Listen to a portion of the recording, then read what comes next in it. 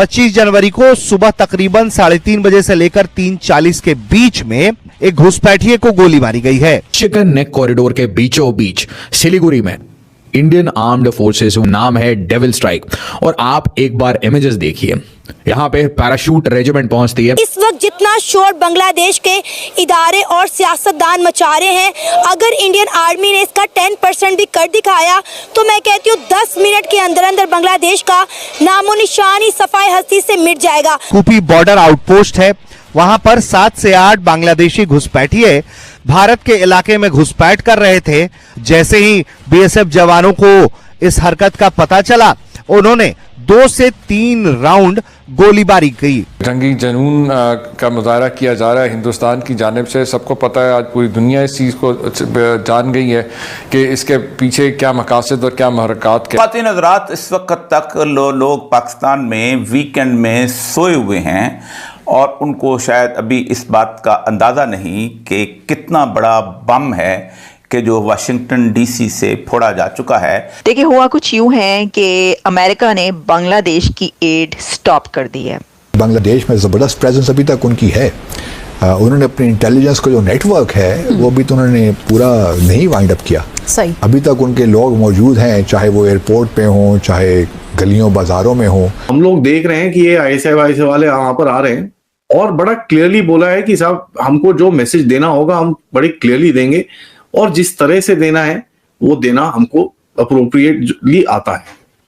तो ये एक्सरसाइज करके तो एक मैसेज तो चले गया होगा कि भाई साहब ना ना ना ना, यहाँ पर पंगे मत करो। इस दौरान जो घुसपैठिए थे उनको निशाना बनाते हुए जब गोलीबारी की गई तो अत्यधिक बांग्लादेशी घुसपैठिए भागने लगे और बांग्लादेश के इलाके में घुस गए। पाकिस्तान ने बारहा जो है दोस्ती का हाथ बढ़ाया, अमन बारहा ये मैसेज दिया कि हम अमन पसंदी चाहते हैं इस पूरे खित्ते के अमन के लिए। तो 1 महीने के बाद डोनाल्ड ट्रंप जो है वो हमें बताएगा कि तुम किस किस्म के ताल्लुकात रखोगे भारत के साथ, चीन के साथ, अफगानिस्तान के साथ, ईरान के साथ, यहाँ तक के बहरे अरब की लहरों के साथ भी तुम्हारे किस किस्म के ताल्लुकात होंगे।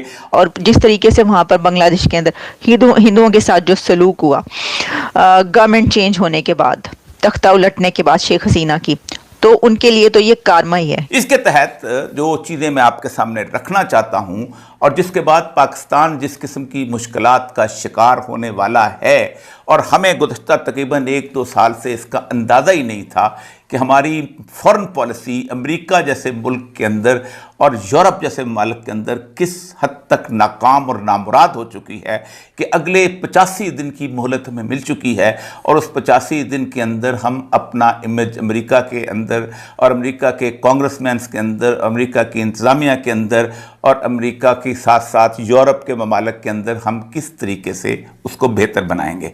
और हम जो कम से कम 9/11 के बाद नॉन नेटो एलाई थे और जिन्होंने 75,000 जानों की कुर्बानी दी और हम ये कहते रहे कि ये जंग अमेरिका की नहीं है, ये तो अब हमारी जंग हो चुकी हुई है, अब हम इनसे लड़ेंगे, अब हम हैं। हमने हज़ार सफ़े के फतवे जारी किए सिर्फ अमेरिका को सपोर्ट करने के लिए और हमने 400 से ज़्यादा लोगों को यहाँ से पकड़ कर ग्वांतानामो बे दिया और जब अमेरिका यहाँ से जाने लगा तो उसने हमसे पूछना भी गवारा नहीं किया कि तुम्हारी कितनी कुर्बानियों का क्या सिला हम आपको देंगे। लेकिन उसके बावजूद भी हम अभी तक इसी बात पर नाज़ा थे कि शायद 75 साल यानी 1954 से लेकर अब तक आने वाली इमदाद को ट्रंप नहीं रोकेगा और हमें वही रियायत दी जाएगी जो मिस्र और इसराइल को दी गई।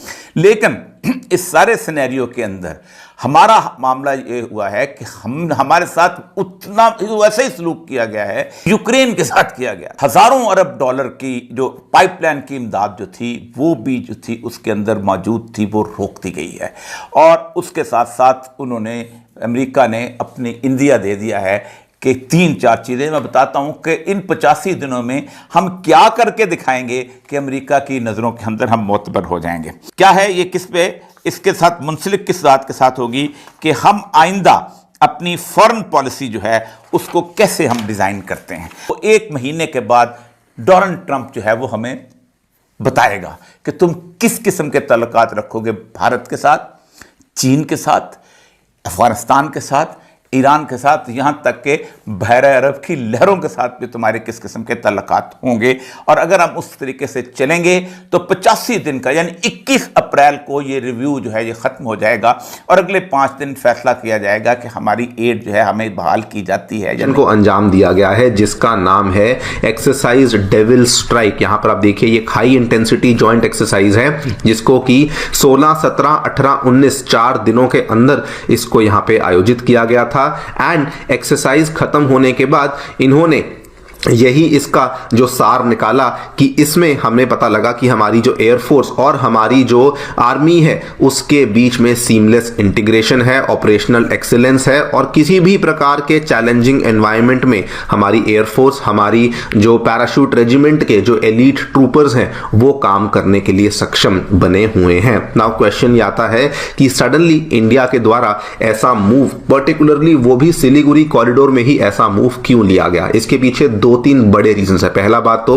आपको मैंने बताया रिसेंटली अगर आप पाकिस्तान और बांग्लादेश की दोस्तों डिफेंस पॉस्चरिंग देखेंगे तो वो लोग प्लान कर रहे हैं कि बांग्लादेश का जो नॉर्दर्न पार्ट है जहां पर रंगपुर का हमें एरिया देखने को मिलता है, ये दोस्तों बांग्लादेश का नॉर्दर्न पार्ट है जहां पर रंगपुर का हमें स्टेट देखने को मिलता है, वहां पर ये लोग प्लान कर रहे हैं कि पाकिस्तानी आर्मी को डिप्लॉय किया जाए। जस्ट आज से 2-3 दिन पहले बल्कि पाकिस्तानी आर्मी की एक 4 मेंबर टीम थी जिसमें पाकिस्तानी ISI के चीफ भी इसमें शामिल थे। इन्होंने रंगपुर को एक सीक्रेट विजिट करी थी एंड इनकी कुछ इंटरनल प्लानिंग चल रही है कि वहां पर किसी तरीके से हम लोग हमारी आर्मी को डिप्लॉय कर सकें। एंड इनका जो मेन एजेंडा है जो कि एनालिस्ट बताते हैं कि ये लोग चिकन नेक कॉरिडोर को उसी प्रकार से इंडिया के खिलाफ लेवरेज करना चाहते हैं जैसे कि ये पिछले बहुत लंबे टाइम से POK के एरिया को करते आए हैं, जैसे कि वहां पर ये लोग इंस्टेबिलिटी करते हैं। ऑलमोस्ट उसी तरीके से ये लोग अब यहां पर भी इंस्टेबिलिटी डिस्टेबलाइज करने का प्रयास कर रहे हैं। दूसरा रीजन जिसकी वजह से इंडिया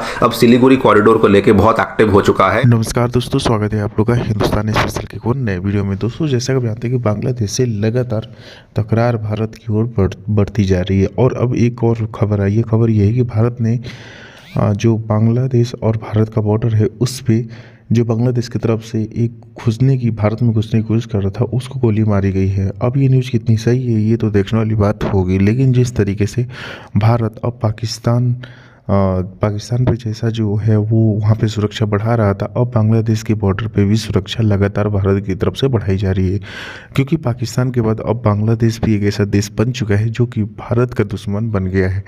क्योंकि जब पहले जो शेख हसीना थी, जब वहाँ के प्रेसिडेंट थी, जो भी थी मतलब प्राइम मिनिस्टर थी, तो वहाँ पे इस प्रकार की चीज़ें नहीं हुआ करती थी। लेकिन जब से ये नया जो है वो बना है, जब से शेख हसीना को बाहर भगा दिया गया है, तब से हम बांग्लादेश में लगातार जो है वो जो कट्टरपंथी हैं, मतलब जो कट्टरपंथी हैं वो लगातार भारत के खिलाफ साजिश करने की कोशिश कर रहे हैं। जैसे कि पाकिस्तान जो है वो ये कहा जा रहा है कि बांग्लादेश में जो कुछ भी हो उसमें चीन और जो पाकिस्तान है उन दोनों का हाथ था और इसी की वजह से जो है वो यहाँ पे बांग्लादेश में कट्टरपंथी इतनी आगे की ओर बढ़ पाए, क्योंकि इनके पैसे और हथियार सभी चीज़ों का सपोर्ट जो है वो पाकिस्तान के द्वारा किया जा रहा था। और इसीलिए अब ये खबर आई है कि पाकिस्तान चाहता है कि भारत का जो फ्रंट है एक नया फ्रंट खुल जाए और वो फ्रंट है वो बांग्लादेश, और इसीलिए बांग्लादेश के बॉर्डर पे लगातार उनकी तरफ से घुसपैठ करने और साथ ही साथ भारत को जो है